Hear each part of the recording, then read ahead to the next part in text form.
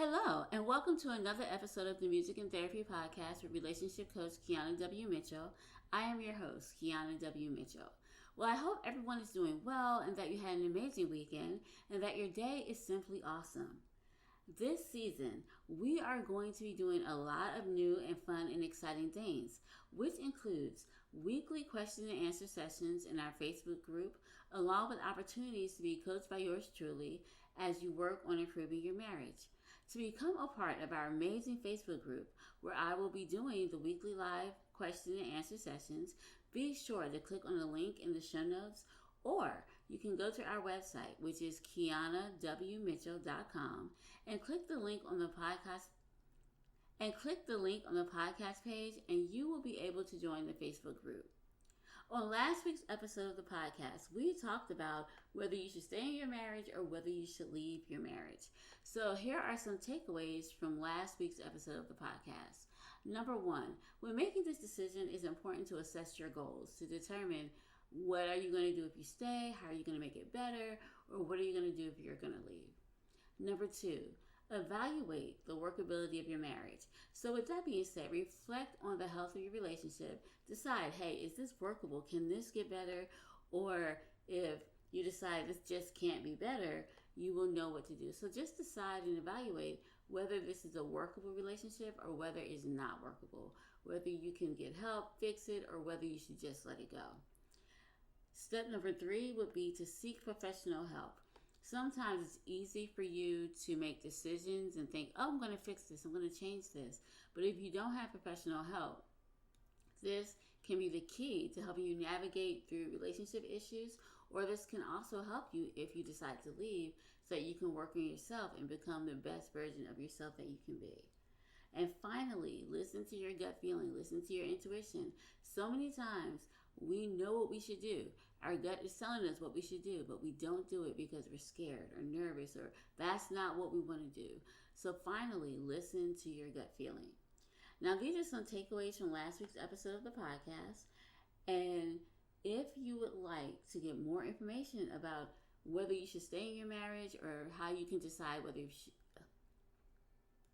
if you would like more information about how to make the decision whether to stay in your marriage or leave your marriage, then click on the link in the show notes and listen to the full episode of the podcast.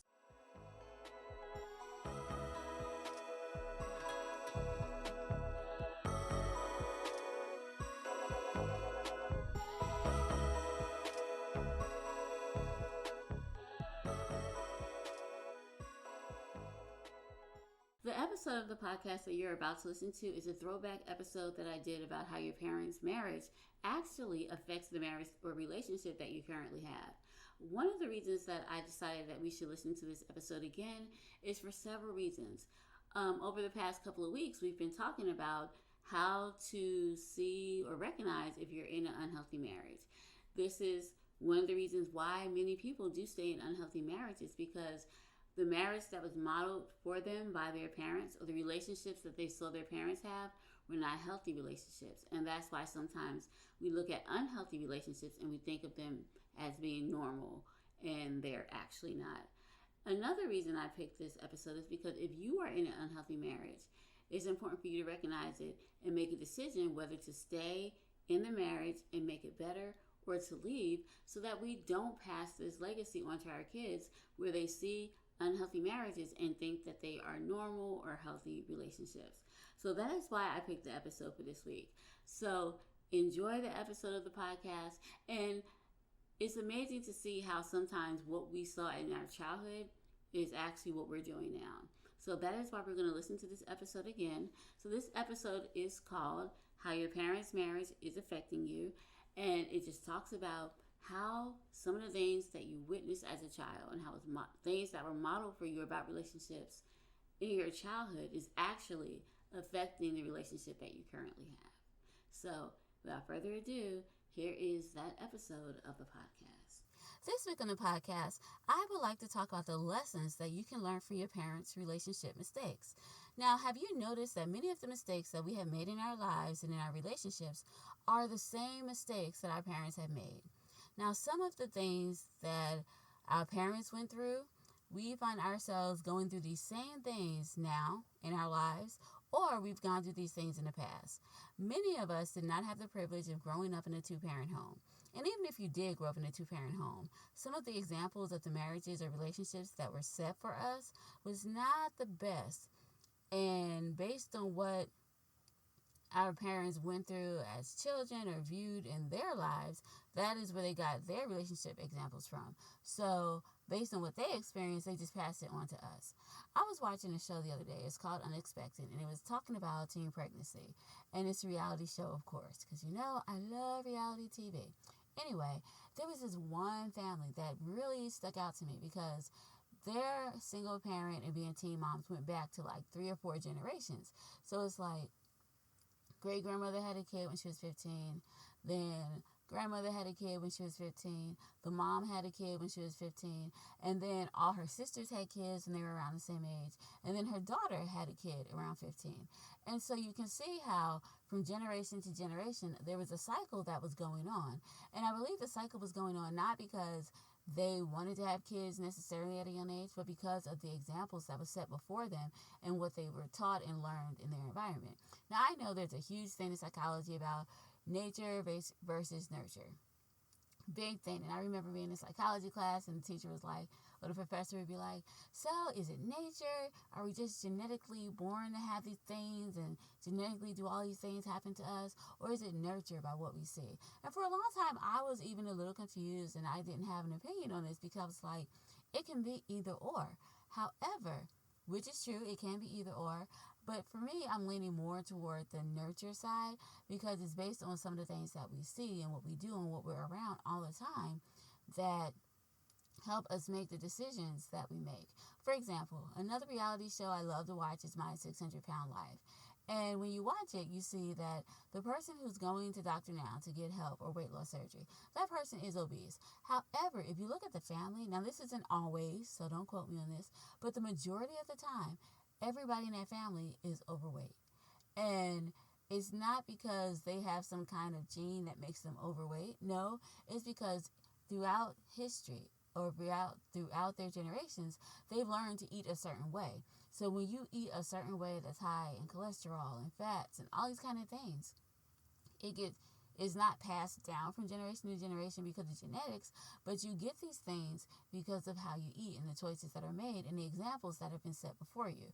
Same with diabetes and everything else. Now with diabetes, it is genetic, but I also believe it is how you eat. And so it's a huge thing. Some of the things that we experience in our lives now, we experience them because of the examples that were set before us. And that is the same when it comes to relationships. When it comes to relationships, we mimic what our parents and our grandparents and the examples that we saw around us, we mimic these examples because this is all we know. You're young. How are you supposed to know how to deal with a relationship? So this is what we do.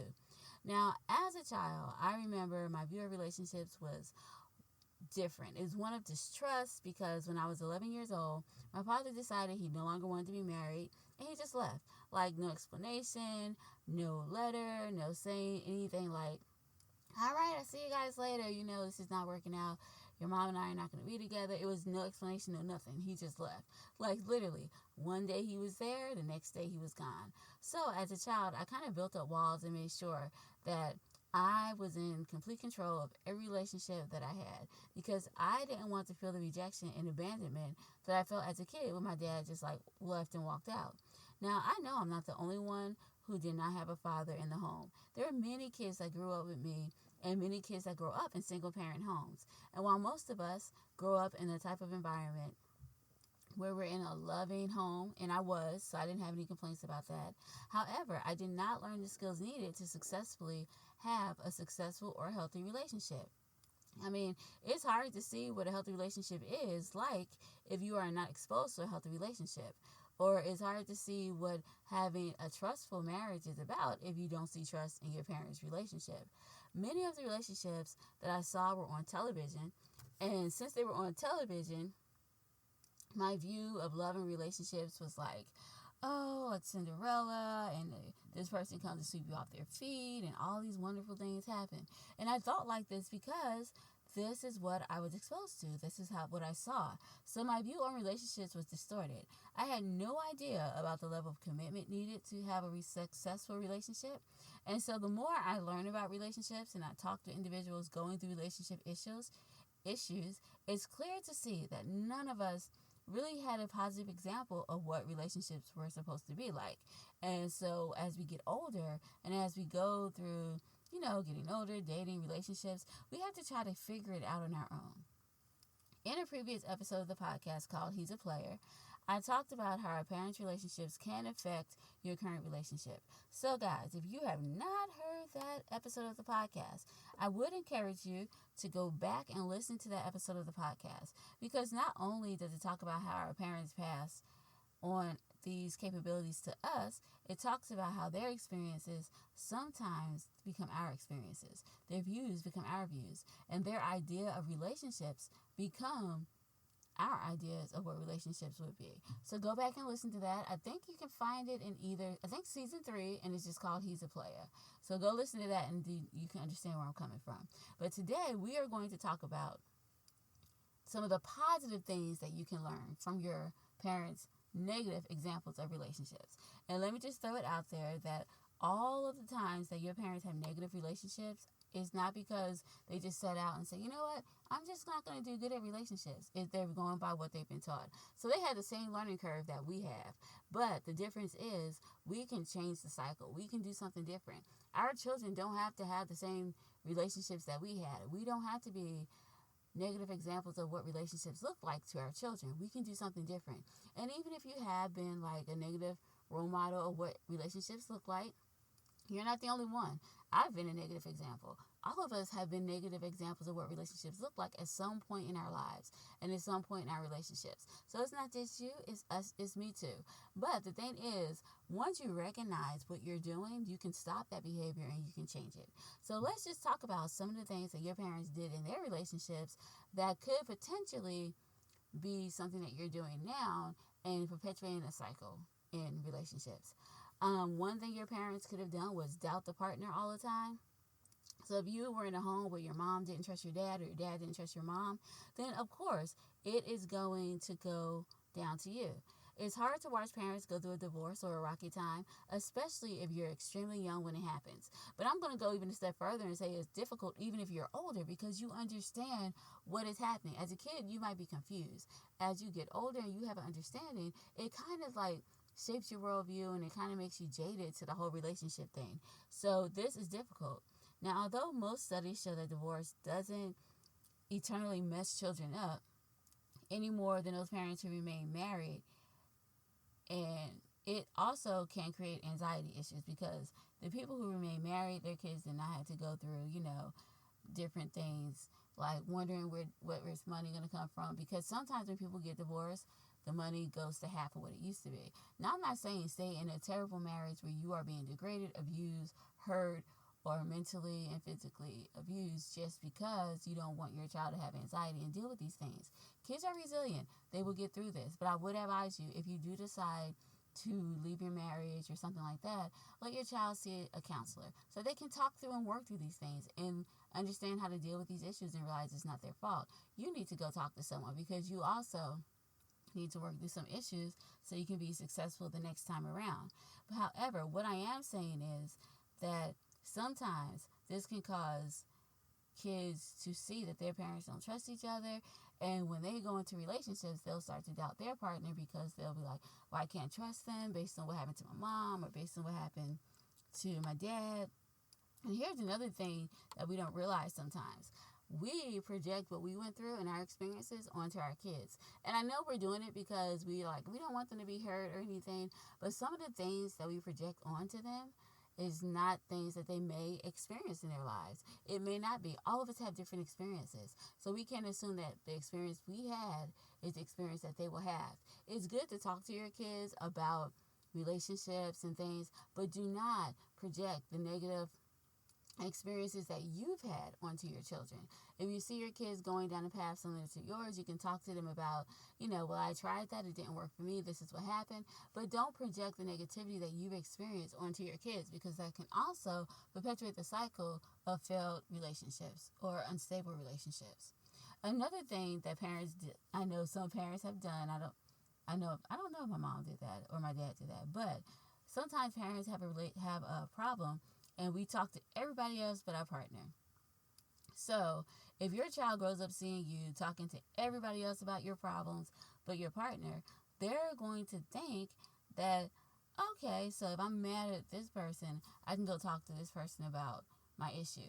And you might even see that in how you communicate things with your children. Now, no one's perfect, but communication styles are one of the first things that we pick up on as kids and teenagers. So if your parents weren't good at coming together and hashing things out with each other, or if you don't see any of the bonding, you might not be able to pick up on how important talking really is. So if your parents were great at explaining things about each other to anyone who would listen, you might find yourself talking about your relationship to friends instead of going right to the source where you need to go and talk to that person, which is the best thing to do. And sometimes those things happen. Now, I know that sounds silly sometimes, but if your parents weren't good at talking to each other or disagreeing with each other and hashing out problems and getting to the root of things, then it's going to be difficult for you when you get into your relationship to be able to talk about your relationship needs and what you need to do. Now, some of you have seen your parents withhold information, and just like gossiping about your partner's bad habits can be a sign of bad communication, so is hiding things from your partner. Now, you know the old saying, I've heard people say, don't tell mom, don't tell dad, that kind of thing. You have to get out of the habit of hiding things from your partner, because your kids know that you're hiding things. So when you tell your daughter, hey, don't tell your dad because you might get in trouble for this, what you are telling her is it's okay to withhold information. So when she gets older and get into a relationship, she'll be like, oh, I don't have to tell my husband I bought this because, what he doesn't know won't hurt him. That kind of thing. That is something that can destroy trust. And so your children need to see you being honest and open with their dad or with their mom or with your spouse or partner, so that they can realize this is what I need to do. That could be the standard. They'll know, oh, we need to be honest and open with my partner. So when they get up, they'll know how to do that. Another thing that I've seen some parents do in their relationships is they didn't know how to deal with sex. Now, no one wants to think about their parents in the bedroom, but you do need to pick up some cues about appropriate levels of public displays of affection and other kinds of affection from watching your parents growing up. So if your parents never stole a kiss when they left for work, or they never saw you touch each other, you might also be awkward when it comes to showing your affection to your partner. Sex positively comes out in many ways. So the message you get from your parents and from their union shows you how you are going to deal with sex growing up.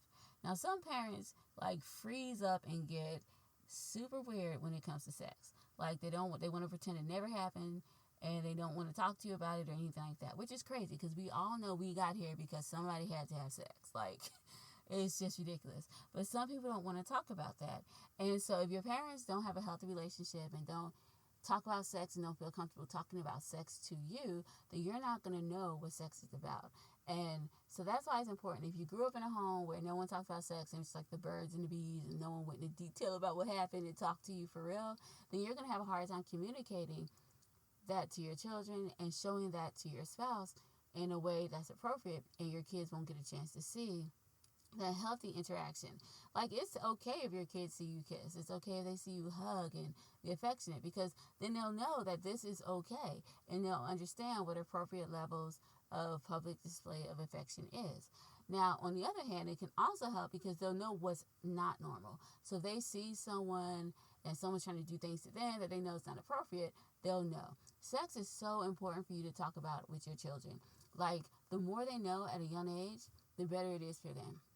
And it protects them. And I know I'm getting off topic here a little bit, but I just think it's important to say that when kids are younger, it's important for parents to let them know, okay, no one should touch you in this area, but you need to tell them what that area is so that they will know where it is they're not supposed to be touched. And that can save them from getting molested as children when you talk to them about sex, appropriate touches, give them the real name of things. Don't just say, no, don't let anyone touch you on your no-no part. Like, if they have to talk to the police about it, where are they going to say my no-no part?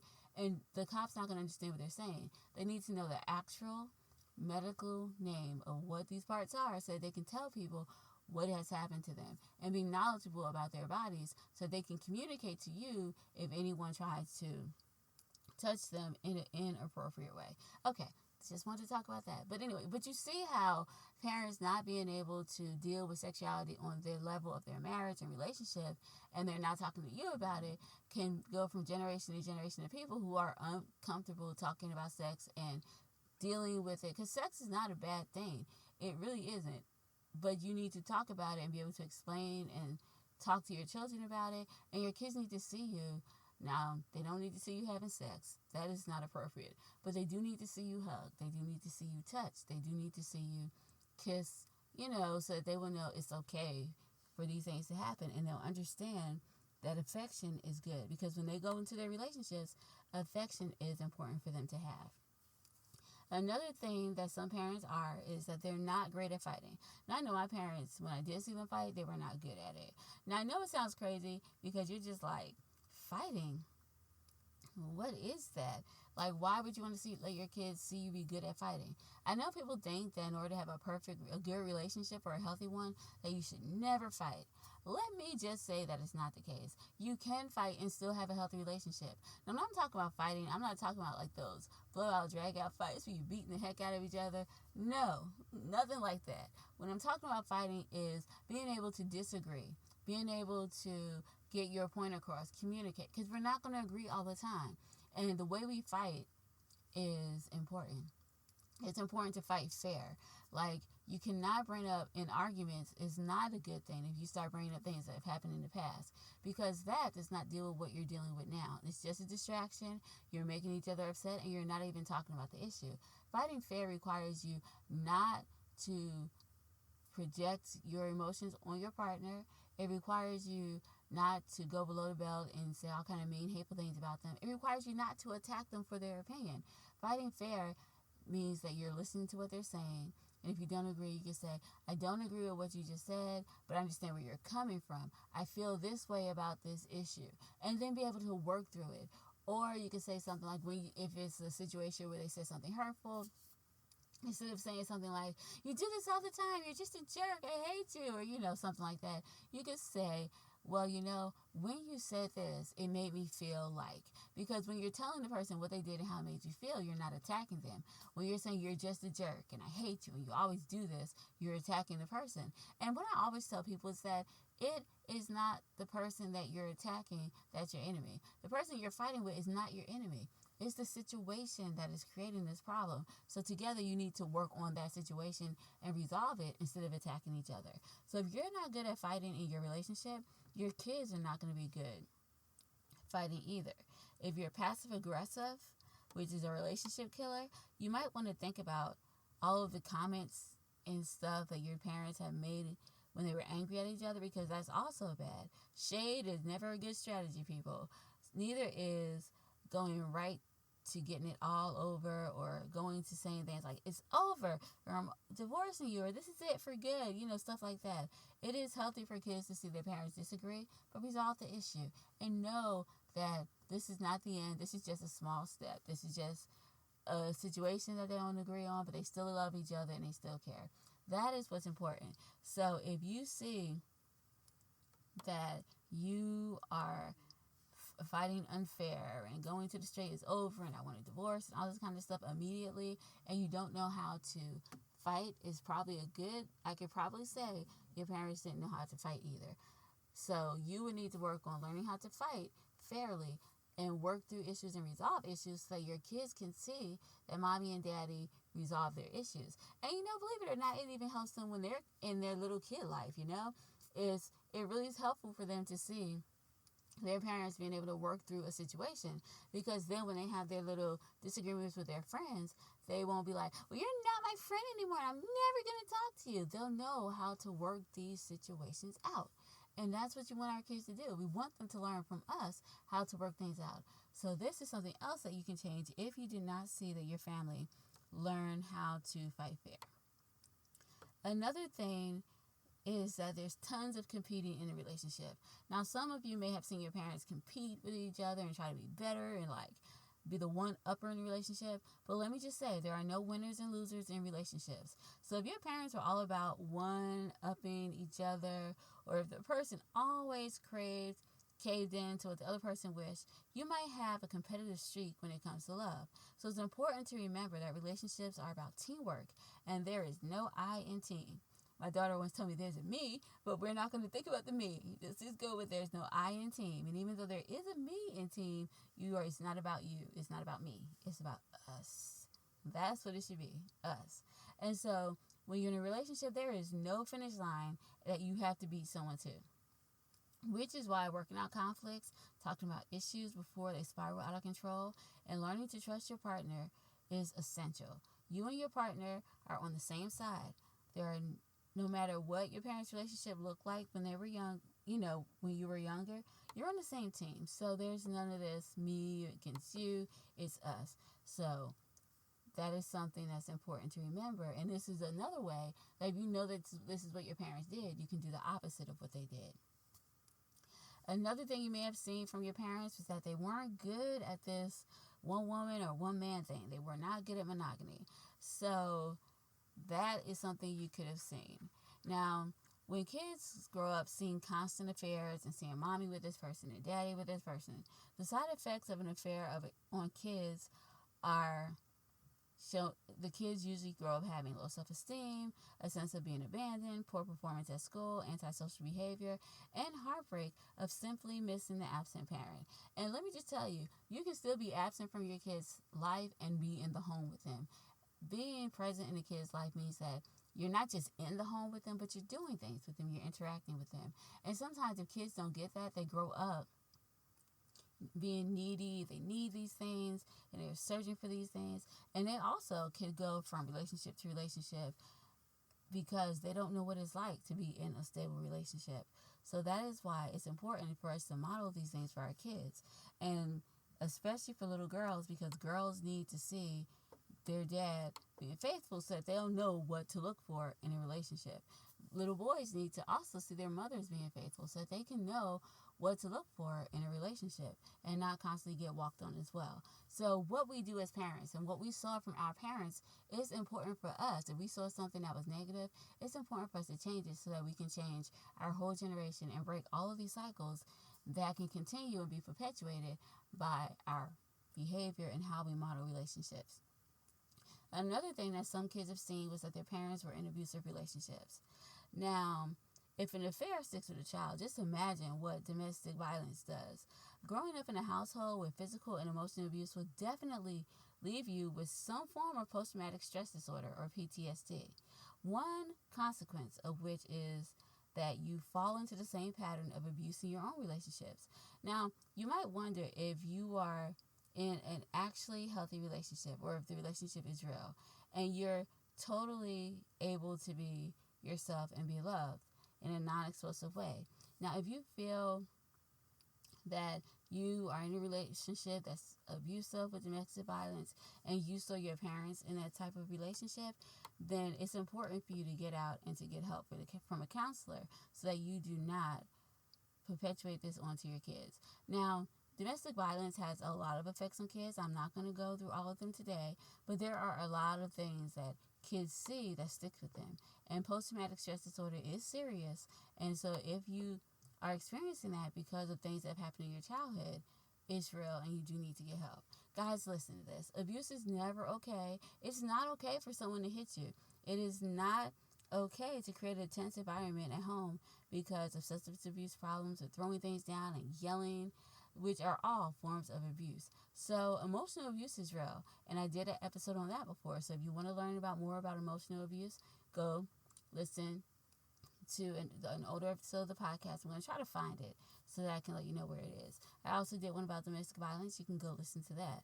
But it's never okay to let someone put you down. Even if that's what you saw happen to your mom or your dad, it's not okay. People should not put you down. They should not embarrass you or snoop on your text messages and emails, forcing you to check in with them all the time, you should definitely talk to a professional to get help if this is happening, so you can break the cycles of this habit, because it's never good. Now, despite all of the negative relationship ideals that our parents have left us, it is important to remember that we are able to change our behavior and break this cycle so that we can be good role models, we can be successful in our relationships, and have healthy relationships to model for our children. It's not just enough to do the opposite of what our parents did, because if you do the opposite of what they did, and I know people think that, okay, there are two things you can do. You can either do right or wrong. Nope. You can do something that's right, something that's kind of right, in the middle of right, something similar to what you should be doing. It could be just wrong. It could be on the opposite spectrum. There is no yes and no when it comes to relationships. There are different things that you can do, different behaviors you can exhibit that can even damage your relationship, even if you're not exhibiting the behaviors that your parents exhibited in their relationships. So it is not enough just to do the opposite of what our parents did, because even then, we may not do something that could be beneficial to our relationship. So with that being said, it's like, what can we do to change our behavior? Because changing your behavior is not easy. It has to be a lifestyle change. It has to be something you do intentionally. And in order to make the necessary changes to be a good relationship role model for our children, the best thing you can do is first accept the fact that your parents did the best that they could with the relationship tools that they were given as a child. See, once we accept that, you will stop blaming your parents for a lot of things that happen as children, because you'll understand that, okay, this did happen, and yes, they do have some responsibility in what happened. They should be held accountable, but you won't hate them for it, because you understand, you know what? They did the best that they could do with the relationship tools they were given. Like, just look at your family tree. Like, go back, look at what each generation did, and you'll see that it's really similar to what the generation before them did. So you'll understand that what your parents did with their relationships, they were just modeling what was modeled for them. And they didn't know enough at that point to change, or that they could change it. So you have the opportunity to change that cycle and make it different. You can accept who you are based on your relationship experience. And acceptance is key, because if you just sit down there and you don't accept yourself, then you won't accept the good, you won't accept the bad.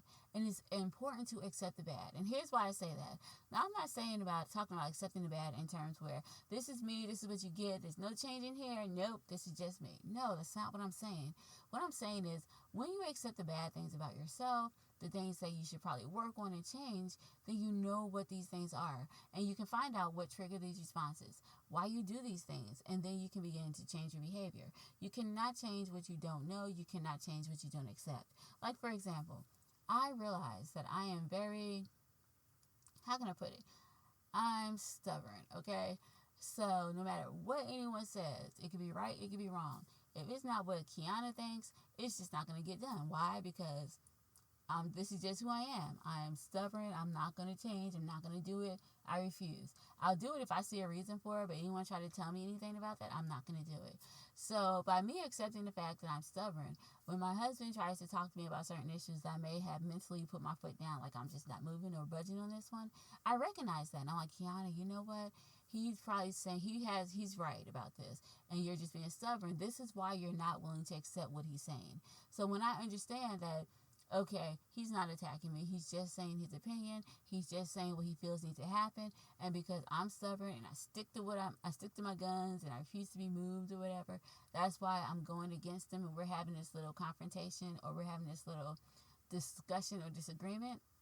Then I know that he is not the problem, and that I need to work on letting down my guard, and I need to work on accepting what other people say. I need to let him influence me in that moment. So that is what accepting who you are lets you do. It lets you realize, okay, this is who I am. This is why I'm doing this.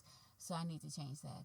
I need to look at their point of view instead of just holding on to mine. So that's what I mean when it says accept who we are based on our relationship experiences. Know yourself, to yourself be true, so that you can be like, okay, you know what? This is not them. This is me. I need to work on it. And guys, it takes a lot of guts to say, you know what? In this situation, in this argument, in this disagreement, the problem's me. Because when you recognize that you are the one who's holding the opposition and it's you who are doing certain things, then it's easy for you to work through the issues instead of be like, well, he always does this, she always says that. No, own your part in the disagreement and work through it and understand why you react the way you do in certain situations. Okay, another thing that's important for you to do if we want to learn from the relationships failures, or not failures, let's just say relationship mishaps of our parents, is to identify our relationship strengths and weaknesses. So if you know your parents' relationship model this stuff for you and you're good in maybe the area of affection or whatever, but they model poor fighting for you and that's a weakness, then you know what to work on. It's good to recognize your strengths and your weaknesses, because when you recognize your strengths, you know what you're good at. So you may not need to work as hard on that, you know what I'm saying? And you'll recognize your weakness so that you can work more on the thing that you're not the greatest at. So it's important to identify our relationship strengths and weaknesses. Don't just identify them, because the next thing we should do once we've identified our relationship strengths and weaknesses is to work on the weaknesses until they become our strength. And just because you have a weakness in the area does not mean you can never ever change it. It doesn't mean that you'll never be good at it. No. It's just like everything in life. Like the more you exercise, the better you get, the stronger you get. The more you run, the faster you get. The more you sing, and I had to throw singing in there because I love to do that, the better your voice gets, the longer you practice. Everything that we do is not about, oh, this is just what I've been given the ability to do and I can't do anything outside of that. I can't make it better. That is not true. Whatever we do in life, we have strengths, we have weaknesses. And our weaknesses can become our strengths. Just like sometimes if we do not work on our strengths and keep maintaining them, our strengths can also become a weakness. So, I mean, that's just how life is. So there's nothing that's like, I wasn't born with this quality or gift or whatever, and I just can't work on it. You can't work on it, and you can get better. So we need to work on our weaknesses until they become strengths for us. Another thing that we need to do is get to know ourselves and get in touch with our feelings. And I said that earlier when I was talking about how sometimes I know I'm stubborn, and then I recognize that. And so I know in this particular discussion, I need to kind of let my husband be the person to influence me, because I know that he's probably right in this situation. That's what I'm talking about. You need to get to know yourself, because if you know yourself, you can recognize why you're doing something. You can know when you're on the verge of going too far with saying something or doing something. If you don't know these things about yourself, then you're going to continue to do what you always do, which is spiral out of control, take things to a place they should never go. That is why you need to know you, and you need to be in touch with who you are, understand why you do these things, know your triggers, and work through them so that you can exhibit and show your children how to fight fair, how to be affectionate and stay connected, so that you can show your children how to do all of these things. Now, another thing that I would advise you to do is enlist the help of a counselor to help you understand more about why you react the way you do, and then work on changing your behavior. Changing your behavior is not a decision to say, hey, I'm not going to do this today. Like, I can do that, but it's the long term, okay? So me just getting up this one day and saying, hey, I'm not going to say anything rude to anybody today. It may last for a day or two, maybe in a few weeks, but it's not going to be a long-term thing, because I have not dealt with the root of the problem. Like, why do you say mean things to people? Why are you reacting and acting this way? So we don't deal with those problems, those deeper issues, we're not going to fix the problem or change our behavior. So I would advise you to enlist the help of a counselor to help you understand more about yourself and why you react the way you do, and then you can go about changing your behavior. Now, by doing these things, you'll be able to begin improving your relationship and working to ensure that you are leaving a roadmap to relationship success for your children. Remember, no marriage or relationship is perfect. It's not going to happen, but we are all going to make mistakes, and there's no perfection in relationships. But it is important not to make the mistakes that determine, it's important not, it's, well, actually what I'm saying is, it's important to realize that the mistakes that we make is not necessarily going to destroy our relationship, but it's not even the mistakes that we make, because we all make mistakes. Even the most successful relationships have mistakes, and they make them. So it's not the mistakes that you make, it's how you deal with the mistakes that you make that will either make or break your relationship. So remember, this is important. All of the negative things that we have learned from our parents, let's do a spin on it And let's make it a positive by learning from their experience and doing something different so that we can be better role models to our children and break the cycle of negativity and unhealthy and unsuccessful relationships in our generation. Now, the song that we're going to listen to today is called He's a Player, and it's a song about a woman who found herself in the same relationship cycles that her mother went through. Here's the song, He's a Player. My daddy told me to be careful not to marry just any guy. He wanted me to be happy. He never wanted to see me cry. So as time went by, I followed my daddy's advice. I dated men just like him because he took care of me. And as time went by, I noticed a disturbing trend. I was going through the same thing that my daddy put my mama through. 'Cause he's a player. He's a player. 'Cause he's a player. He's a player. He's a player. He's a player. 'Cause he's a player. He's a player. Now that I'm older and much wiser, it's better not to trust my father. He means well, as you can tell. The advice he gave me almost destroyed me. And as time went by, I followed my father's advice. I dated men just like him because he took care of me. And as time went by, I noticed a disturbing trend. I was going through the same thing that my daddy put my mama through. 'Cause he's a player. He's a player. 'Cause he's a player. He's a player. 'Cause he's a player. He's a player. 'Cause he's a player. He's a player. Fathers, you owe it to your daughters to be the man you want for them. Then all the flaws you have won't seem so attractive to them. Fathers, you owe it to your daughters to be the man you want for them.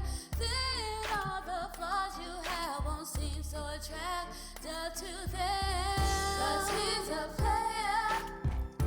He's a player. 'Cause he's a player. He's a player. 'Cause he's a player.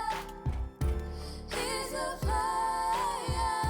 'Cause he's a player. He's a player. 'Cause he's a player. He's a player. 'Cause he's a player. He's a player. 'Cause he's a player. He's a player. 'Cause he's a player. He's a player. Before I end the podcast, I would like to thank you so much for being here with me today. I absolutely love hanging out with you each week, and it's always a pleasure to spend time with you. If you love the podcast as much as I love spending time with you, I encourage you to share this week's episode with a friend or family member and make sure that you like and follow the podcast wherever you listen to podcasts. I will also love it if you will leave a review for the podcast so you can let me know how much you are enjoying the show. Because I am so thankful to you guys, I am going to be giving away a free gift. I understand that being married can be difficult and stressful at times. So if you are looking for a way to stop arguing and resolve issues in your marriage, then click the link below in the show notes to download your free PDF about how to solve problems in your marriage. If you would like to contact me, feel free to contact me on social media by clicking the links in the show notes, and I promise you that I will respond to your message. Well, I think that's all for now. So until next week, have an amazing day and a wonderful weekend. Bye-bye.